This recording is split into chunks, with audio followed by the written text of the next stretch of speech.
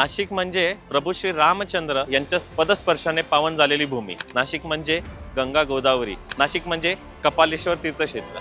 नाशिक म्हणजे श्री काळाराम मंदिर। नाशिक म्हणजे श्री त्र्यंबकेश्वर तीर्थक्षेत्र। आणि नाशिक म्हणजे फळ, द्राक्ष, स्ट्रॉबेरी, पेरू, बोर, डाळिंब आणि त्याच फळांचं ज्यूस हे नाशिककरांना आवडतं। नमस्कार मित्रांनो, मी कार्तिक शेंगाडा, जलसा ज्यूसचा संचालक। मागच्या 12 वर्षापासून आम्ही ही सेवा देत आहे आणि आज मी तुम्हाला दाखवतो की आमचे ज्यूसेस कसे बनतात।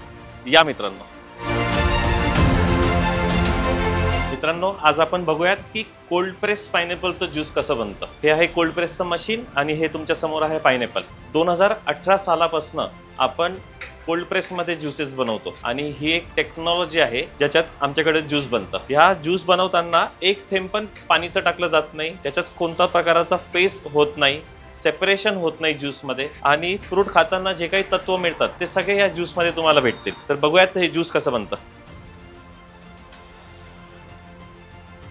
ह्याच्यातनं हे जे निघतंय हे सगळं कोल्ड प्रेस ज्यूस आहे आणि या साईडला फ्रूटचा सगळा वेस्ट निघतोय। तुम्ही बघितलं याच्यात एक थेंब पण पाणीचा नाहीये, कुठल्याच प्रकारचा फूड कलर नाही, एसेन्स नाही, काहीच नाही। So this is the 100% purest form of the juice.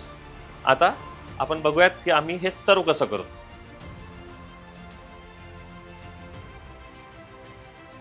हे जे ज्यूस तुमच्या समोर बनवलं होतं ते ह्या अशा काचेच्या बॉटलमध्ये आम्ही सर्व करतो आणि ही आमची एक रेग्युलर बॉटल साईज आहे। 3 व्हरायटीजच्या साईज आहेत आमच्याकडे, स्मॉल, रेग्युलर आणि फॅमिली पॅक 1 लिटर। तुम्ही बघताय हे ज्यूस, त्याची कन्सिस्टन्सी बघा, ह्याच्यात काही सेपरेशन होत नाही। हे ज्यूस फर्स्ट सिप ते लास्ट सिप पर्यंत सेम टेस्ट देतं, न्यूट्रिशन पण तेवढंच देतं। तर मित्रांनो, आता आपण बघितलं की कोल्ड प्रेसचं पायनॅपलचं ज्यूस कसं बनतं आमच्याकडं। तर याचा आस्वाद घ्यायला नक्की तुम्ही या आणि आम्हाला कळवा की हे ज्यूस कसं लागलं। जय श्रीराम।